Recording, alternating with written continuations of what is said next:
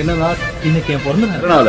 New life new beginning பார்க்கத்தானே போற இந்த காளியோட ஆட்டத்தை. அதான் நம்ம பார்த்தேன். கொளுத்துங்கடா தல, சீக்கிரம் வெளிய வா தல.